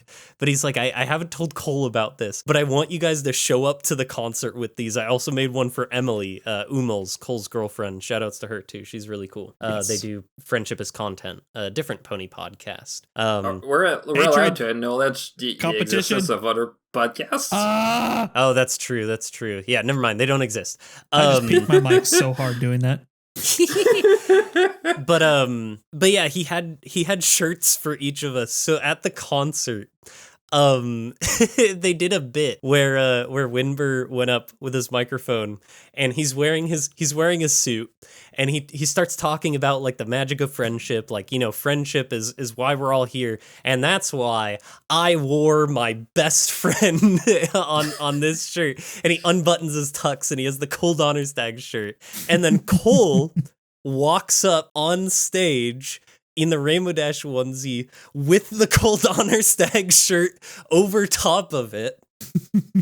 And then I walk on stage wearing the Cole Donnerstag shirt. It's just wordless. And then Emily walks on stage wearing the Cole Donnerstag shirt, and people are losing it in the crowd. It's just a bunch of guys with Cole Donnerstag from like 2017 being hugged by all the ponies on our shirts. Is fantastic. I love Cole. We stand Cole over here. We love Cole. Thank you for editing the podcast, and thank you for everything you do. But and shout outs to Winber for getting the shirts too. That was awesome. And shout outs to Winber for hanging out the whole convention. He's a fantastic guy. Yeah, this was my first time ever actually meeting Winber in person. Yeah, you also got to meet Bernie Aprils. Yes, I did, and they're not the same person. They're not the same person. They were born in the same hospital, though. Yeah, but getting similar. To hang out with Winber all weekend, dude is just straight up hilarious. He's so funny. He is incredibly talented. But the other thing that happened at the concert, so later that night, if you don't know, at the end of the concerts, they have a thing that they call B2B2B2B2B2B2B, which is back to back to back to back to back to back back. What it means is after the last set, they get a bunch of musicians on stage and just play a bunch of music until everybody gets kicked out of the room. And they were doing this, and I thought, I was sticking around. It was getting pretty late. I was pretty tired. It was probably like almost 1 a.m. at this point. I'm pretty tired, but I'm like, I want to see Cole and Winber introduce this. They didn't. Koa was the last one on set, and she's the one who runs the concerts, and she introduced it herself, basically. So I was a little confused. So I go backstage to where Cole and Winber and Emily are, and I ask them, I'm like, so are you guys not introducing this? And keep in mind, we're all still wearing our Cole Donnerstag shirt. As you would. And Cole and Winber, they're just like, I guess not. Like we thought we were, but we weren't told anything. But I guess we're not introducing it. Then Koa walks down off of the stage. All the musicians who performed, or like a lot of the musicians who had performed over the weekend, are on stage, like dancing and doing music stuff. Koa comes down, she sees us all talking, and she's like, Cole, Winber, you guys got to get up there. You guys got to be up there. And they're like, oh, like, can we go up there? Like, we're not musicians. They're like, she's like, oh, you guys emceed the concert. You guys got to be up there. Like, you guys should come up there. Like, do you want to? And they're like, yeah, sure. And Koa turns to Emily and is like, oh, do you want to, you got to come on stage too. And Emily, her eyes widen and she's like, oh, no. I couldn't do that. And Koa's like, come on, it's okay. All 4 of us will be there with you. And I'm standing there. I'm like, wait, hold on. All 4 of us. Hold on. 1, Cole.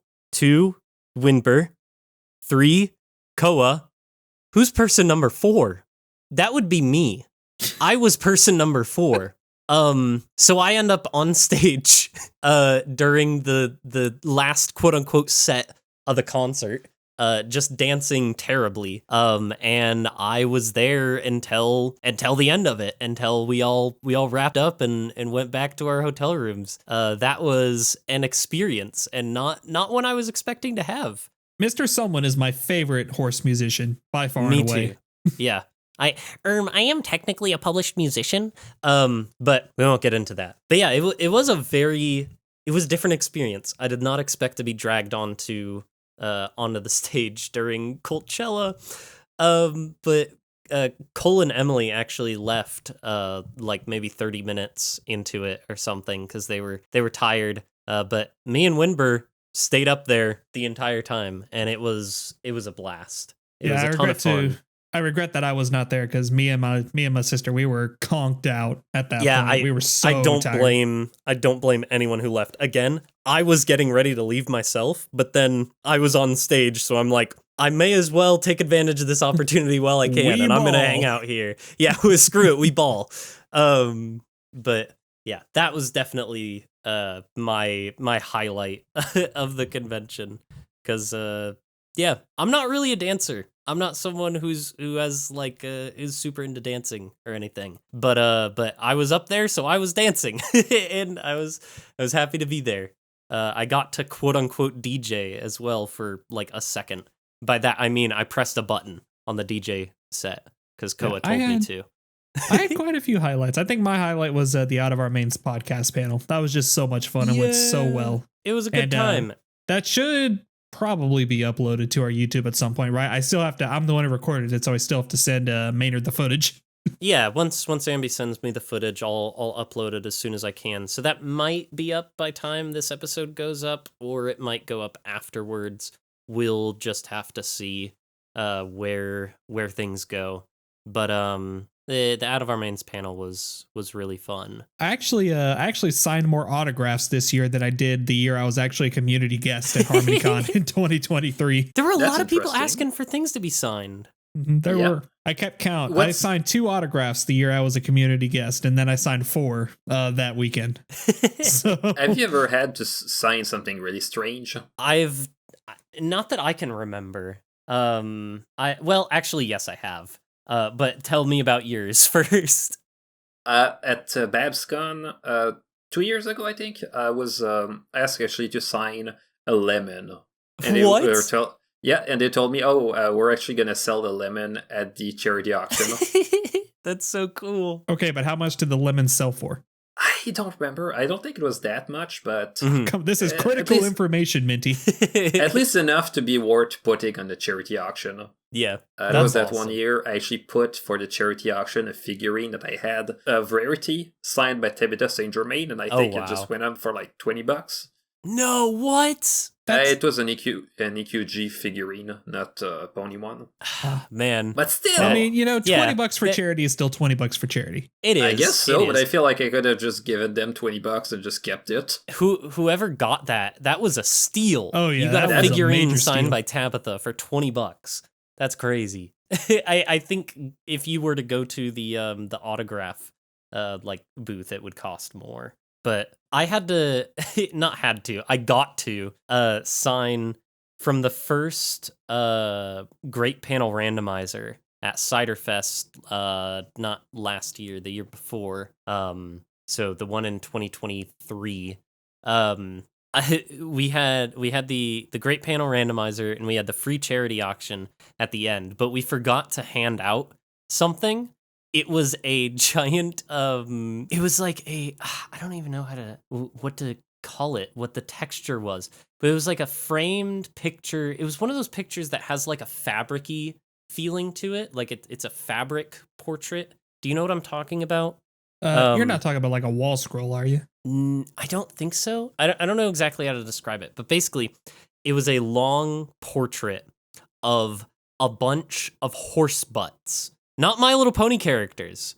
Just regular horses. butts? Just horses. Just a bunch of horse butts. And they're like, it's like an actual photo of like a bunch of horses lined up from behind, right? It's this big picture. And Cole had everyone that was on the panel randomizer sign that. And it went up in the charity auction, and I think it sold for like $300 or something like that. But it was very funny. That's probably not the strangest thing that's been signed. I think a lemon is probably still a little bit stranger. But wasn't there a rumor at some point that Emily Larson just signed a baby at one point? What? I think it was BronyCon 2015. Time out. Did the baby grow wings? I hope so. We would need to find some more info on that, but the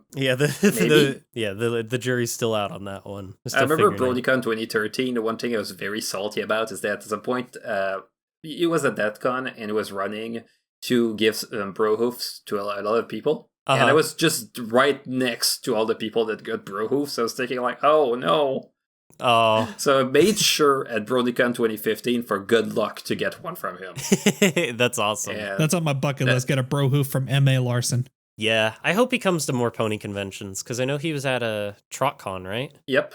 And it's been pretty weird that he was at that one. Yeah. And then specifically that one, I hope he goes to more conventions. I hope he was not disappointed. I really do too, because I heard interesting things about TrotCon last year, but I won't go too into that right now. Yeah, the TrotCon to me, it seems like it has a lot of community guests. Like, don't go, because they had Silverhound too, and he hasn't been to PonyCon in a long time. And he popped up out of nowhere. Yeah, they had Silverhound a couple of years ago. That was the last TrotCon I went to.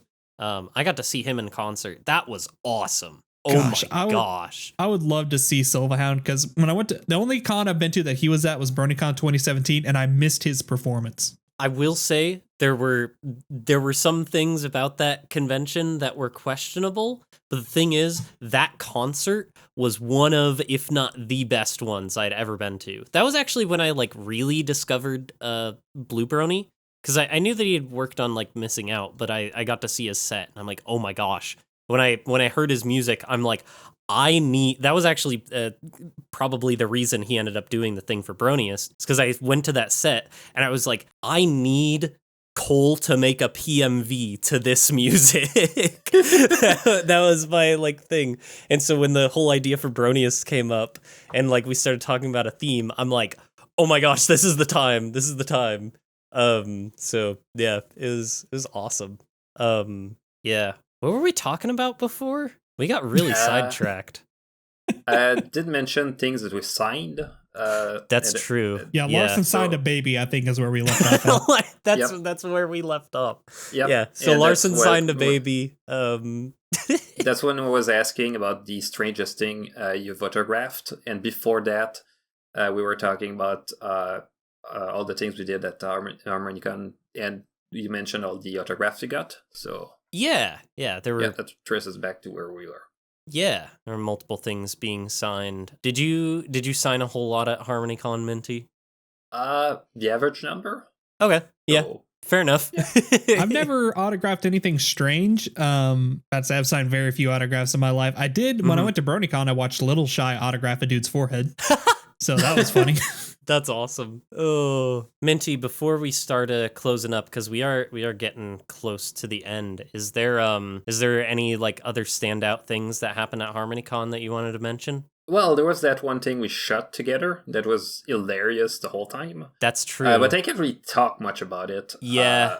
I think there was also the PowerPoint Pony Party, which was just hilarious. I want to hear about that, because I got to see the tail end of that, literally the last 5 minutes. But I have not heard of this, so I'm kind of intrigued. It's a fun idea. The PowerPoint Pony Party is a panel where you give a slideshow to an audience and you talk about whatever subject. Usually the whole idea is that you make it funny. Last year, there was Thought Penswell was doing a panel about filmmaking, but the whole thing was about newborn cuties. Yeah. Oh, no. There was a panel about the idea that Rainbow Dash is not blue. Oh, yeah. Because I don't remember everything else, but it was hilarious. The whole idea is that someone else makes the PowerPoint for you, correct? It's half of it. Okay. That's the second half. The first half is something you present yourself, and that way you can actually give something that you know exactly how you're going to present it. So the one that I did was about ponies and outfits.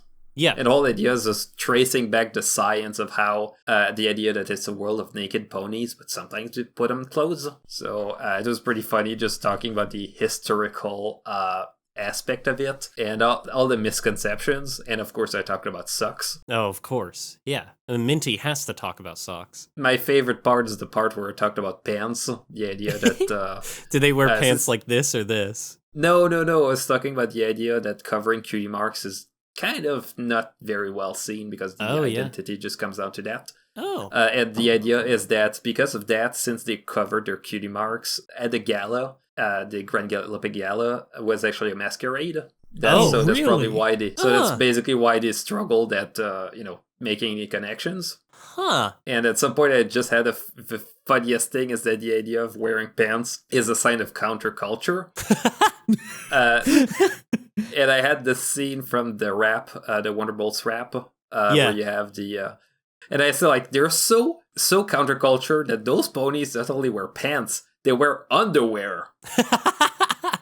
That's awesome. And the we had Banquo give a presentation about all the types of girls. What? The idea of the girl bus, the girl failure, girl diner. And he was basically making a whole chart about which character fit every single one. It was incredible. That's hilarious. I ended up, we did end up conspiring because the whole idea is that you give a slideshow that you're going to give to someone else. Yes. And it turns out that the day before I was talking with Banquo, I was thinking, like, I think my slideshow would be perfect if Nivi was the one reading it. Mm-hmm. And then Banquo told me, oh, I think this slideshow would be perfect for Nivi as well. Uh-huh. I was thinking, like, let's conspire to make Nivi actually read those. Read both? And Banquo ended up doing a presentation about the idea that gray horses are are lame because Nivi got a gray horse OC. Yep. And mine was it was called Pip Pedals is a Nippo Baby. Yeah, I walked in for that one. I saw that one.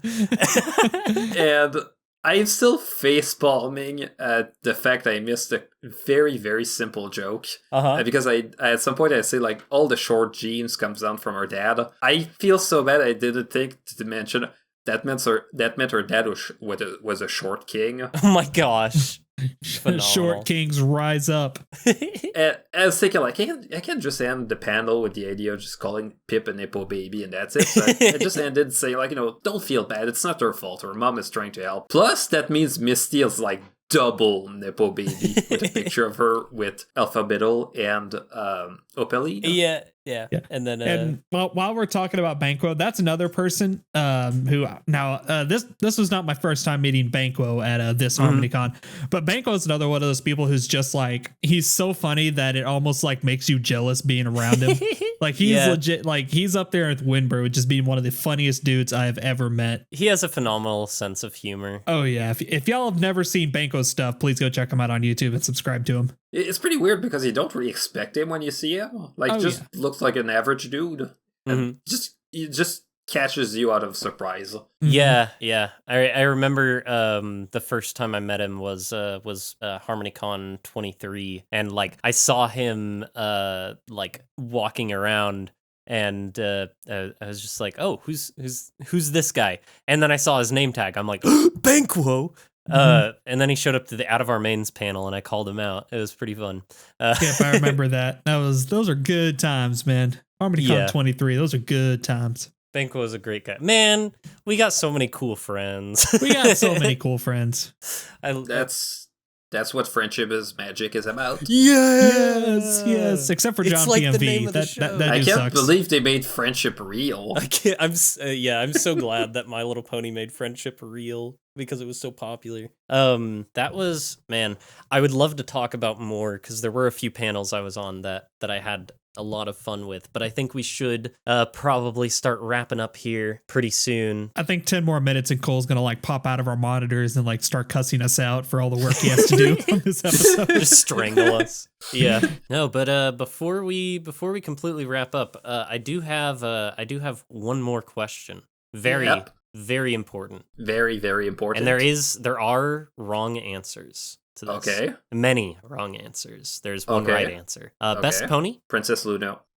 You're supposed to say Starlight Glimmer. Oh! I didn't get that cue. You should have. I gotta have like the studio like LED that lights up. It says Starlight Glimmer. We gotta get someone holding. No. You get someone with the that's absolutely a cue card. I don't know if I've ever said this on a podcast episode, but I gotta come clean. Celestia is better than Luna. Ooh, okay. That is a hill I'll die on. That's a thing that I keep thinking of because I've done a lot of animations. Well, I was hoping to do a lot of animations about Luna, but I ended up doing a lot of things about Celestial with the beginning of Harmony, the Fall Sunset Shimmer. bright as in the thunderclouds. So, yeah, to an extent, yeah. and I got to appreciate her more as a character because if you just accept the idea that she's flawed, but she's stuck trying to prove herself as a competent ruler, all the pressure she has, it just adds up to something that's a lot more important as a character. Yeah. Because I agree. she has to keep that appearance, and the idea that she's trying to put Twilight in a path that she's believing in, but she's still really worried about it so much more as a character. I just really like her mane. Really The like mane her is a mane. nightmare. At least it's a nightmare to animate when you don't know what you're doing. I'm when sure you it start. is. But there's a key thing that really helps to make it easier. Turns out it's just 80 frames that they loop. Yeah. Yep. And they basically just reuse that loop every single time they need it. Unless maybe they have some crazy animation demands. For example, I don't know, being flapped by very, very heavy wind. But the gradient that you get inside in the pattern is literally just the mane, but shifted. Huh. So what they do is that they group the whole thing inside a mask, and it just they mask the whole thing with gradients, and all those gradients are basically just the same gradient with different colors. Oh, wow. Huh. And the fact it's shifted by a very specific amount using the same frames, it saves a lot of trouble. Yeah. Even better, it's the same loop it's the same shape that they use for Luna's mane. Yeah, I feel like I heard about that somewhere recently. I feel like somebody talked about that in a video at one point. Something about like a reaction thing that people did with an episode with Celestia and Luna. The broniest of reactions. Oh yeah, the I think it's broniest the broniest react. kind of that particular kind of video. Yeah, the broniest react of Between Dark and Dawn. I remember that video. That people should watch. I feel bad. I think I'm the one who suggested that episode, and then I wasn't in it. Then you weren't in it, yeah. I was not in it. Still, it was a pretty good episode. It was fun, yeah.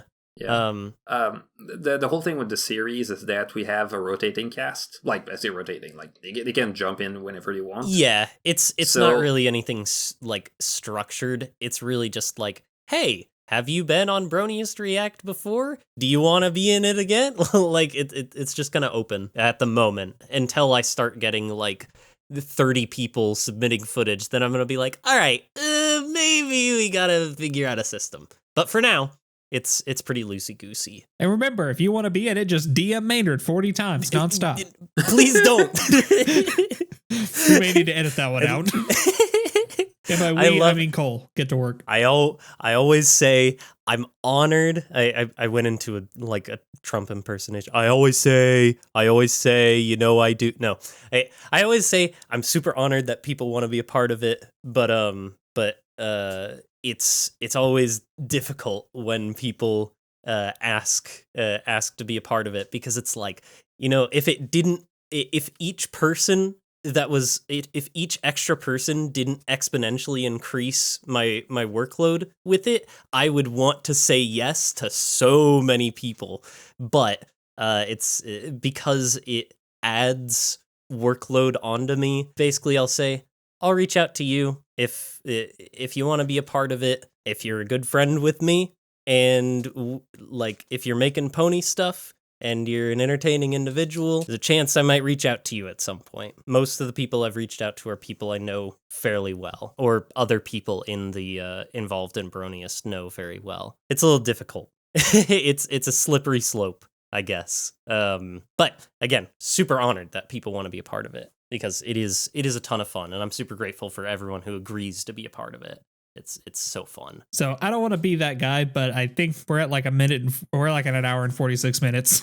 Yeah. Oh, that's a good point. Let's not blow up Cole's computer. Let's not go too much longer. So we've got a few things at the end of the episode that we generally do. So for one, we like to ask that our guests send us on social media a picture of a random household item or otherwise on social media, on Twitter or Mastodon or Discord. We might have a Blue Sky by the time this episode goes up. I don't think we currently have one, but we might end up having one by time this episode comes up. Those from the previous episode, the thing that we asked for last episode, those should be going up right now. Should be shown on screen. Oh, wow. Look at all those items people submitted. Look at that. That's cool. If you want to submit those, you can send them to us on Twitter at Out of Our Mains. Actually, I should probably say, what are we going to ask people to send us a picture of? What's a fun little household item? Minty, you're our guest. What's a random household item that you can think of that people should send us a picture of? Silly cups. What is it? Silly cups. Silly cups? Just regular cups, but themed after something. I got some My Little Pony themed cups for some reason. Oh, yeah. So okay. I kid you not, if Minty didn't know what to say there, that's what I was going to say is like your favorite cup or favorite thing to drink of. Because I'm drinking a Diet Pepsi out of a Buc-ee's 40-ounce thermos right now. Yeah. Well, I do have a mug that's a merch for a movie that did not come out. That's true. I feel like I heard about that in a video. I'm not going to make the same joke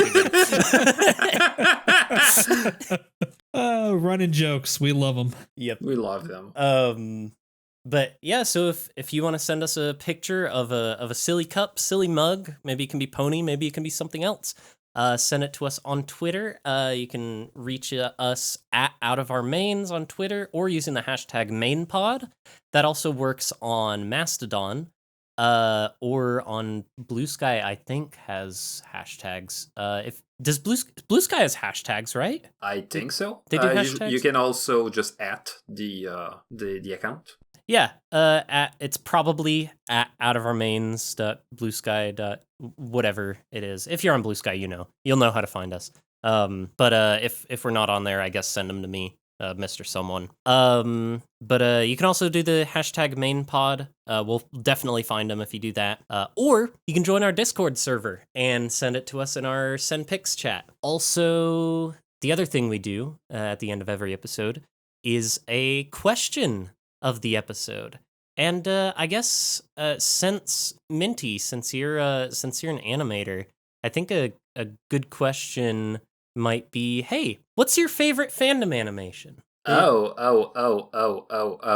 That's a tough question. Mm-hmm. I can't just answer something I've worked on because that would be I absolutely do not want to come with something I've already made. There's lots of options. I want to say Dusk's Dawn because of the how hilarious it is, but also it feels like it's a bit mean. Mm-hmm. Trying to think. I legit have a 3-way tie. It used to be a 2-way tie, but now it's a 3-way tie. Mm-hmm. Go ahead. It's a 3-way tie between this is probably a very popular answer, but the lullaby for a princess animatic. Yep. Yeah. Yep. The SFM animation for Nightmare Night by Wooden Toaster. Is that the original one with Scout with the Sans Eye? Yes. Yes. And ever since a couple years ago, it's now a 3-way tie with Missing Out. Oh, yeah. Oh my gosh. Yes. Yeah. I very much love that animation. I would have to say I'm a real sucker for the Viva Reveries Brony Polka animation. Oh, that's a good one. Oh, too. that's incredible. I love that one. Oh, that's so a good much. one too. It might be okay. I have a 4-way tie.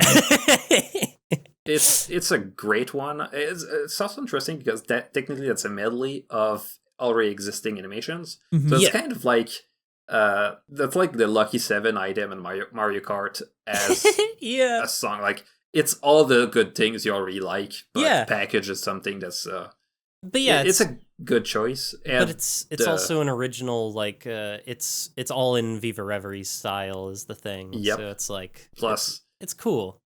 Plus lots of moments that she added on top of the original animations to try to make it feel, something a bit more dynamic. Yeah. There's some bits where the animation just goes into Technicolor mode.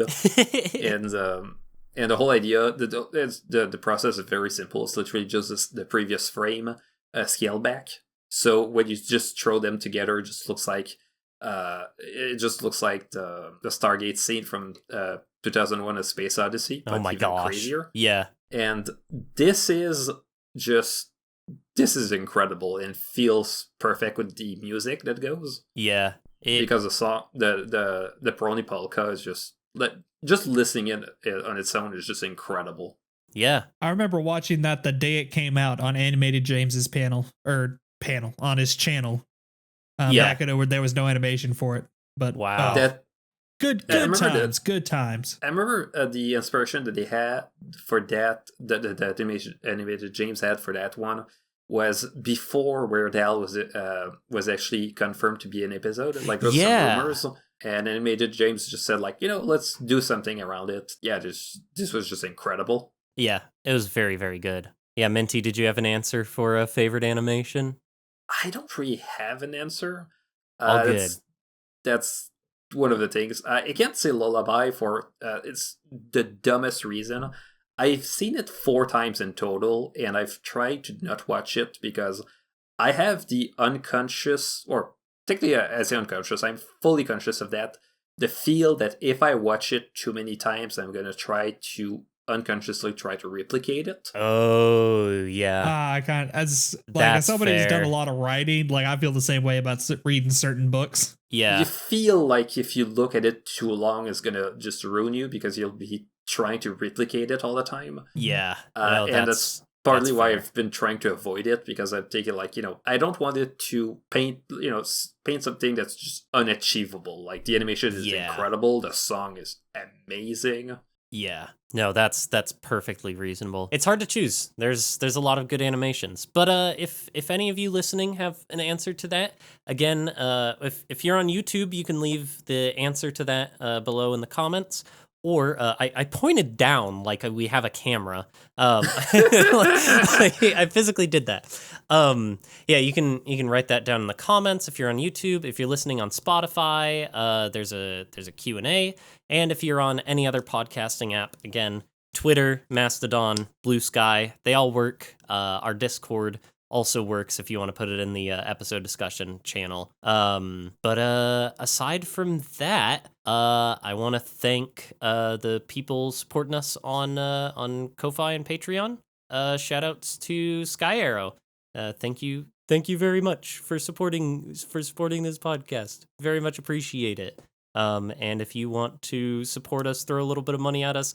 I'm really sorry we've been so slow lately. There's been a lot going on. Our schedule's probably not going to be super consistent for a while, but I really, really appreciate any support. It's very, very helpful. And aside from that, do you guys have anything anything specific that you'd like to plug? Any upcoming projects you'd like to tease real quick? Because we've got about 3 minutes before Cole cuts all of our heads off. Well, the project at plug is the project that we've already seen. That's true. As a Thunder Clouds. Yes, go watch that, and go watch all of Minty's other animations.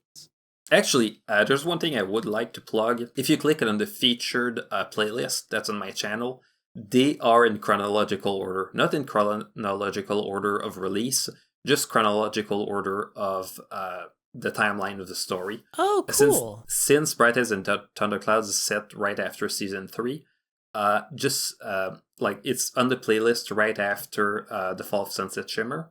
Really? But it's set before Missing Out. Oh, that's really cool. If you watch it in that order, it's 53 minutes worth of animation. Oh, wow. Back to back. Yeah. And I keep taking, like, when I release my next project and I add that to the total, it's gonna be a lot. Just the idea that you're watching something that's almost movie length. Yeah. Just made by a single person. Yeah, that's nuts to think about.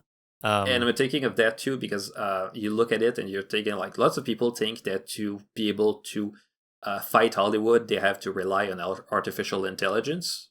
Mm-hmm. I'm just one guy with a couple of cool people who know what they're doing. Yeah. So crazy what you can do in this fan base with a little bit of motivation and a dream and some friends by your side. It's like an anime. Life really is just like anime. Ambi, do you have anything you want to plug? Anything you got coming up that you want to tease? The vlog of I almost said Everfree Northwest. The vlog of HarmonyCon is coming out soon, and my next project after that will probably take some time. But aside from my YouTube channel, that's really it. All right, yeah, look for the vlog. Yeah. And of course, my little sister's video, the first video that she'll be releasing probably pretty soon after my vlog. She wants to use footage of that in the video itself. So yeah, definitely check that out when that comes out. And watch Ambi's, 10 pony conventions you can still go to. Is that what the video's Yes, called? yes. Go watch that video. Ambizar made a video, guys. Ambizar made a video in 2025. That's crazy. But yeah, go follow him on everything there. All of Minty's stuff will also be linked below. And as for me, I've started streaming on Twitch lately. So maybe come stop by every once in a while. I have no schedule at all. I'm just playing Minecraft when I feel like it. We also did My Little Karaoke today. It's funny we brought up Brony Polka. I did Brony Polka today in My Little Karaoke. It killed me. It's a fun song. But yeah, I'm streaming, watch Broniest react, and come to the Riff Ponies watch-alongs when they happen. I'm there sometimes. And I think that's about everything I have to plug. So anyone got it? Any last words? Any quick last words? Pony. Yeah. Good night, everybody. Thanks for watching. Thanks for listening. Goodbye. Thanks again, Minty, for joining us today. I appreciate it. Thank you. Yeah. Bye-bye, everybody.